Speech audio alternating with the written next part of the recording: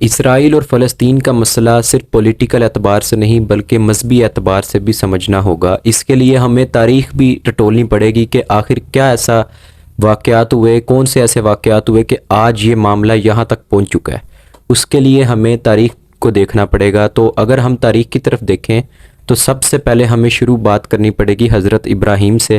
آج کی ویڈیو کے اندر ہم اسی پر بات کریں گے کیونکہ ہمارے کافی نون مسلم بھائی جو جیوز اور مسلمان نہیں بھی ہیں ان کے آپس میں اختلاف کی وجہ جاننا چاہتے ہیں، تو یہ ویڈیو ان کے لیے ہے، یہ ان کو انشاءاللہ تعالی معلومات دے گی۔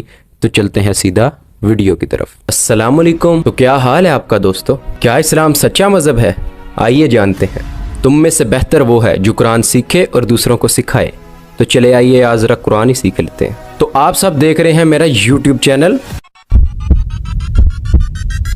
آج شروع ہوتی ہے حضرت ابراہیم سے کہ حضرت ابراہیم کی جو پرسنالٹی ہے، جو وہ نبی تھے، ان کی جو پرسنالٹی ہے وہ کامن پرسنالٹی ہے امنگ 3 ریلیجنز۔ 3 ایسے مذہب ہیں جو اس پرسنالٹی کے اوپر چلتے ہیں: کرسچینٹی، مسلمز اور جیوز، یہودی، مسلمان اور عیسائی۔ یہ جو 3 مذہب ہیں ان کا بنیادی عقیدہ یہ حضرت ابراہیم کو مانتے ہیں، اپنے آپ کو کہتے ہیں کہ ہم ابراہیمی ہیں۔ اب یہاں سے بات شروع ہوتی ہے کہ حضرت ابراہیم کی 2 اولادیں تھیں جن کا ذکر تینوں الہامی کتابوں میں موجود ہے: حضرت اسماعیل، حضرت اسحاق۔ یہاں پر جب بات آتی ہے حضرت اسماعیل سے کہ وہاں صرف حضرت اسماعیل نبی تھے، ان کی آگے اولاد میں کوئی اور نبی نہیں آیا۔ لیکن حضرت اسحاق کی جو لڑی ہے اس کے بعد اللہ تعالیٰ نے وہاں سے نبی بھیجے کہ حضرت اسحاق کی اولاد میں حضرت یعقوب، حضرت یعقوب کی اولاد میں حضرت یوسف، پھر آگے اسی طرح حضرت داؤد، حضرت سلیمان، حضرت موسیٰ، حضرت عیسیٰ اور حضرت یحییٰ، اور پھر بات آ کر حضرت عیسیٰ تک آ گئی کہ وہاں پر۔ لیکن آخری نبی جو آئے وہ حضرت اسماعیل سے اللہ تعالیٰ نے بھیجے، جن کا نام محمد صلی اللہ علیہ وسلم ہے، اور ان کے بارے میں سب جانتے ہیں۔ یہ جو نبی کی لڑی ہے حضرت اسحاق کی، اس کے متعلق اللہ تعالیٰ نے سورہ بقرہ کی آیت نمبر 40 میں فرمایا کہ اے بنی اسرائیل، اللہ تعالیٰ نے ان کو مخاطب کر کے کہا کہ تم لوگ میری اس نعمت کو یاد کرو جو میں نے تمہیں انعام کی تھی، کہ تمہیں میں نے اتنے نبی دیے، اتنی نعمتیں دیں، اتنے تم لوگوں کو میں نے یہ چیزیں عطا کی ہیں، من سلوا اور دوسری چیزیں عطا کی۔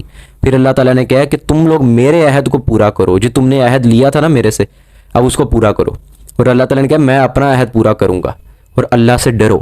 اس آیت کے اندر اللہ تعالیٰ نے نعمتوں کا ذکر کیا ہے کہ وہ نعمتیں کون سی تھیں۔ ایک تو تمام نبی بھیجے اسی لڑی کے اندر حضرت اسحاق کی، اور پھر اللہ تعالیٰ نے گنایا کہ بھی تم لوگوں نے جو عہد کیا تھا نا اب اس کو پورا کرو۔ اللہ تعالیٰ نے وہی عہد لیا تھا کہ اللہ کے سوا کسی کو شریک نہیں ٹھہرانا۔ لیکن آپ دیکھیں آج عیسائی حضرت عیسیٰ علیہ السلام کو اللہ کا بیٹا کہتے ہیں، اسی طرح جو یہودی ہیں وہ حضرت عزیر علیہ السلام کو اللہ کا بیٹا کہتے ہیں۔ اس کے علاوہ عہد کے اندر اگر ہم دیکھیں تو ماں باپ کی جو ان سے فرما برداری کرنی ہے، نماز، زکوٰۃ، یتیموں مسکینوں کا خیال رکھنا ہے، یہ سارا کچھ عہد کے اندر تھا۔ لیکن اللہ تعالیٰ نے اس کا ہی آگے ذکر کیا کہ تم لوگوں نے اس میں سے کچھ بھی نہیں مانا، تم لوگوں نے اس میں بھی اختلاف کیا اور اللہ کی بات سے جو ان سے پھر گئے ہو۔ اسی ہسٹری پر دوبارہ چلتے ہیں کہ ہمیں پتہ لگ گیا کہ حضرت اسحاق کی لڑی تھی یہودیوں کی، ان کے اوپر دور آئے، مختلف نبی آئے، مختلف ان پر مظالم ہوئے۔ فرعون کا دور بھی دیکھا انہوں نے جالوت طالوت والا دور بھی دیکھا۔ لیکن مسئلہ آیا آ کر کہ جب حضرت عیسیٰ علیہ السلام کا معاملہ ہو گیا تو ان کے 2 بٹوارے ہو گئے، کچھ عرب کی طرف آ گئے تھے۔ پہلی حضرت اسماعیل کی جو لڑی ہے وہ عرب کی طرف آ چکی ہوئی تھی۔ اب عرب کے اندر قریش تھا، لیکن جو یہودیوں کی دوسری لڑی ہے وہ بھی آ کر مدینہ آباد ہو گئی تھی، کیونکہ ان کی کتاب کے اندر موجود تھا کہ جو آخری نبی آئے گا، حضرت موسیٰ علیہ السلام یہ بیان کر گئے تھے کہ جو آخری نبی آئے گا وہ اس دنیا پر حکومت قائم کرے گا اور وہ پوری دنیا کے لیے اس کا یہ شریعت ہوگی، تو تم لوگ اس کی تابعداری کرنا۔ یعنی ان کو یہ نصیحت کر گئے تھے اور ان کی کتابوں میں موجود ہے، آج بھی موجود ہے۔ اس لیے یہودی وہاں پر جا کر عباد ہو گئے۔ جب مدینے میں عباد ہوئے ان کو وہاں پر ساری نشانیاں موجود تھیں کہ آخری نبی نے یہیں پر آنا ہے۔ اب انتظار کر رہے ہیں، یہاں تک کہ مکہ کے جو قریشی بت پرست تھے ان کو بھی کہا کرتے تھے، جب ان کے ساتھ کوئی بھی اختلاف ہوتا تھا تو یہ ضرور جملہ بولتے تھے کہ جب وہ آئے گا نا ہم لوگ تمہیں دیکھ لیں گے۔ تو وہ پوچھتے ہوتے تھے کہ کون آئے گا، تو وہ کہتے ہوتے تھے ہماری کتابوں میں لکھا ہوا ہے کہ ایک نبی نہیں آنا ہے۔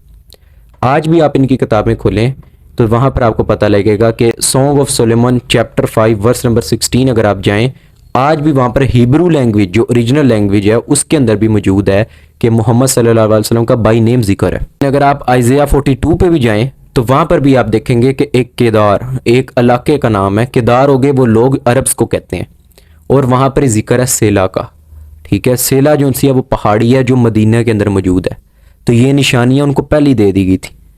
اب یہاں سے جو بات سمجھ میں آتی ہے کہ یہودیوں کو پتہ تھا پیغمبر آئے گا، اختلاف کہاں پہ ہوا؟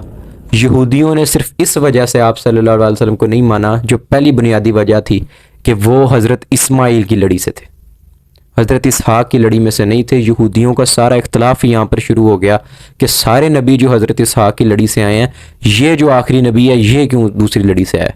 یہ اکڑ، یہ ان کے اندر جو غرور تھا، اس کا ذکر بھی اللہ تعالیٰ نے قرآن میں کیا ہے کہ بھی یہ تم کو اپنے بیٹے، سگے بیٹوں سے زیادہ پہچانتے ہیں۔ محمد صلی اللہ علیہ وسلم کو مخاطب کر کے کہا ہے کہ یہ تم کو پہچانتے ہیں مگر صرف تسلیم نہیں کرے، کیونکہ یہ لوگ غرور کرتے ہیں، ان کو اپنے جو لڑی ہے، اپنی جو خاندان ہے، اس کا بہت زیادہ ان لوگوں کو غرور ہے۔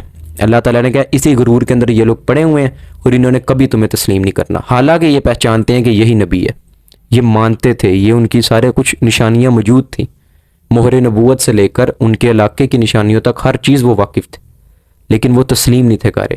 تو بنیادی اختلاف، پہلا جو وجہ تھی وہ خاندانی مسئلہ شروع ہو گیا کہ لڑی کا مسئلہ آ گیا کہ یہ بنو اسحاق سے کیوں نہیں ہے، یہ بنو اسماعیل سے کیوں ہے۔ ویڈیو پسند آئی ہے سبسکرائب کر لینا۔